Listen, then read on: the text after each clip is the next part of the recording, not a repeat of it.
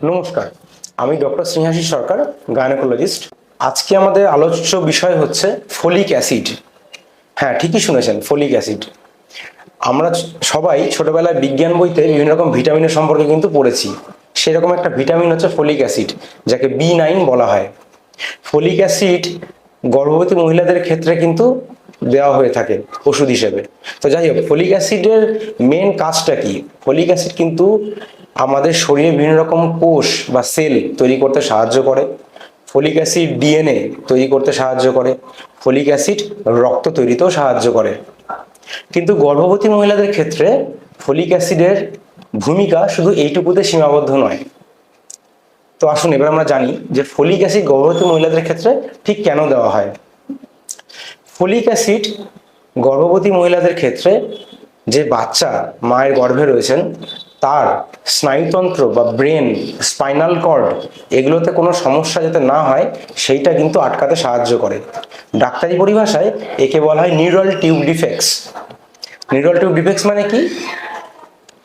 অনেকগুলো ফর্মে এটা প্রেজেন্ট করতে পারে। সবচেয়ে কমনলি দেখা যায় যে অ্যানেনকেফালি এবং মেনিঙ্গোমাইলোসিল। অ্যানেনকেফালি মানে হচ্ছে বাচ্চা তৈরি হবে ঠিকই গর্ভাবস্থায়, কিন্তু বাচ্চার মাথার এই ওপরের পোর্শন বা চাঁদি, এই যে মাথার চাঁদি আমরা যেটাকে বলি, সেটা কিন্তু তৈরি হয় না। আর একটা হয় মেনিঙ্গোমাইলোসিল এবং এনসেফালোসিল। মানে কি, সবই ঠিকই তৈরি হবে, কিন্তু আমাদের যে স্পাইনাল কর্ড, যে মেরুদণ্ড, তার কোনো একটা অংশ দিয়ে ব্রেনের কিছু পার্ট বা যেটাকে নার্ভাস সিস্টেমের কিছু পার্ট বাল্জ করে বেরিয়ে আসে। এগুলোকে মেনিঙ্গোমাইলোসিল এবং এনসেফালোসিল বলা হয়। তো যাই হোক, এগুলো তো গেল ডাক্তারি কচকচানি। তো এক কথায় বলতে গেলে নার্ভাস সিস্টেম বা আমাদের স্নায়ুতন্ত্র, ব্রেন, মস্তিষ্ক, এগুলো তৈরি করতে ফলিক অ্যাসিড কিন্তু মেইনলি সাহায্য করে থাকে। সেই জন্য ফলিক অ্যাসিড গর্ভবতী মহিলাদেরকে প্রত্যেকটা ডক্টরবাবু প্রেসক্রাইব করেন। আচ্ছা, এবার খাবেন কখন এবং কতদিন খাবেন, কতটা খাবেন?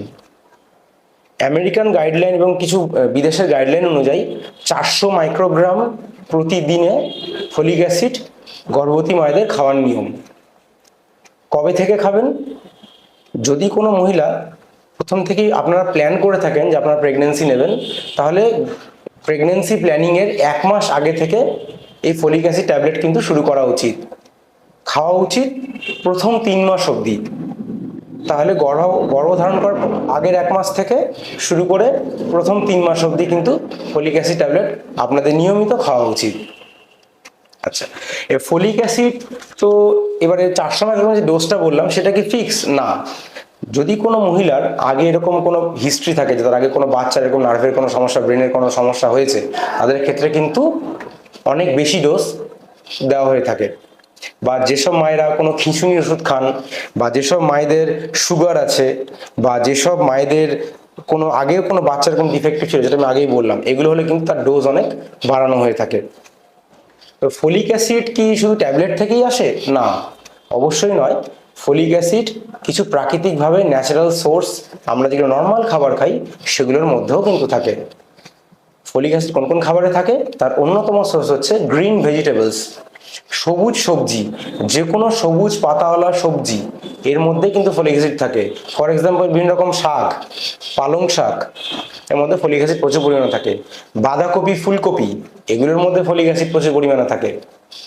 আচ্ছা, এছাড়া ঢ্যাঁড়স, ঢ্যাঁড়সের মধ্যেও ফলিক অ্যাসিড থাকে। বিনস, রাজমা, এগুলোর মধ্যে ফলিক অ্যাসিড থাকে। স্প্রাউটস বা অনেকে ছোলা ভিজিয়ে মটরে যেগুলো খান, সেগুলোর মধ্যেও ফলিক অ্যাসিড থাকে। এছাড়া ডিমের কুসুমের মধ্যেও থাকে। কিছু ফলের মধ্যে উল্লেখযোগ্য হচ্ছে কলা, কমলা লেবু, এগুলোর মধ্যে ফলিক অ্যাসিড প্রচুর পরিমাণে থাকে। তো যাই হোক, মেন কথা হচ্ছে এটাই যে ফলিক অ্যাসিড একটা খুবই গুরুত্বপূর্ণ একটা উপাদান, যেটা প্রেগনেন্সিতে আপনাদের দরকার। তো ফলিক অ্যাসিড যেমন প্রথম 3 মাস আপনাদেরকে খেতেই হবে, এবং তারপরে যখন আয়রন ট্যাবলেটস দেওয়া হয়, সেই আয়রন ট্যাবলেটসের মধ্যেও খেয়াল করে দেখবেন, আয়রন ট্যাবলেটসের মধ্যেও আয়রনের সঙ্গে কিন্তু ফলিক অ্যাসিড একটা নির্দিষ্ট মাত্রায় থাকে।